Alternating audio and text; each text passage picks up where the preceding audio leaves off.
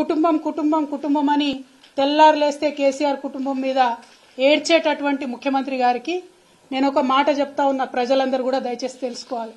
ఇవాళ రాష్ట్రంలో కాంగ్రెస్ పార్టీ నుంచి 22 కుటుంబాలకు టికెట్లు ఇచ్చినారు. 22 కుటుంబాల నుంచి అధికారికంగా ఏదో ఒక పదవిలో అభ్యర్థులు ఉన్నారు.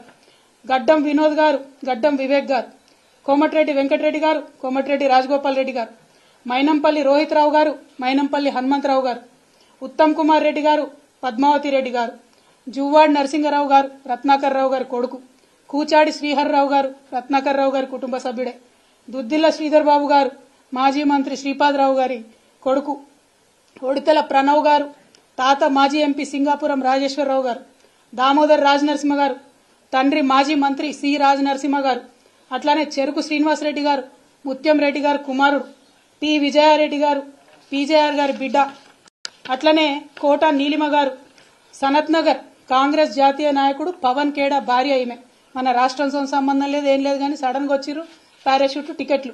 చిట్టం పర్ణికారెడ్డి గారు, మాజీ ఎమ్మెల్యే నర్సిరెడ్డి గారి మన్మరాలు, కూచుకుల రాజేష్ రెడ్డి గారు, నాగర్ కర్నూలు దామోదర్ రెడ్డి అన్న కొడుకు, కుందూరు జైవీర్ రెడ్డి గారు, నాగార్జున సాగర్ జానారెడ్డి గారి కొడుకు. మళ్ళీ ఇప్పుడు వాళ్ళ అన్నకి ఎంపీ టికెట్ కావాలని ఇవాళనే ఆయన అప్లికేషన్ కూడా పెట్టుకున్నారు జైవీర్ రెడ్డి గారు.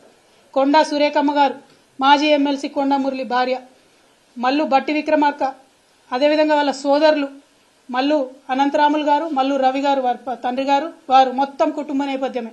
ఇవాళ మల్లు బట్టి విక్రమార్క గారి భార్య ఖమ్మం ఎంపీ టికెట్ రేసులో కూడా ఆవిడ ఉన్నారు.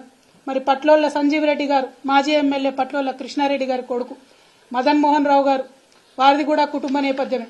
ఇట్లా ఒక్కొక్కటి చూసుకుంటూ పోతే గిన్ని కుటుంబాలకు మీరు ప్రోద్బలం ఇస్తున్నారు, ఇన్ని కుటుంబాలకు మీరు పోటీ చేసే అవకాశం ఇచ్చిండ్రు, ఇన్ని కుటుంబాలను మీరు మోస్తున్నారు. మళ్ళీ ఇలా కోమటిరెడ్డి రాజగోపాల్ రెడ్డి గారు ఏమంటారు, మా అన్నకు మంత్రి పదవి ఉంటే ఏమవుతుంది, నాకు రాదా మంత్రి పదవి అంటారు. మీరు మా మీద మాట్లాడే అర్హత మీకుందా? మీరు మమ్మల్ని మాట్లాడితే కేసీఆర్ గారిని ఇంకా కూడా తిట్టడం తప్పితే ఏం పని చేస్తున్నారో ఒకసారి తెలంగాణ ప్రజలకు దయచేసి తెలియజేయాలని నేను కోరుతా ఉన్నాను. కుటుంబ పాలన అంటుంది. మరి వాళ్ళు అధికారికంగా మీ సోదరులు కొంతమంది జిల్లా రివ్యూలలో వేదిక మీద కూర్చోబడుతుంది, ఇంకా కొంతమంది సోదరులు వేరే వేరే నియోజకవర్గాలకు ఇన్ఛార్జీలు ఉండబడుతుంది, ఇంకా కొంతమంది సోదరులు ఏమేం పనులు చేస్తున్నాయో ప్రజలందరికీ కూడా తెలుసు. సమయం సందర్భం వచ్చినప్పుడు తప్పకుండా అవన్నీ కూడా బయట పెట్టడం జరుగుతుంది.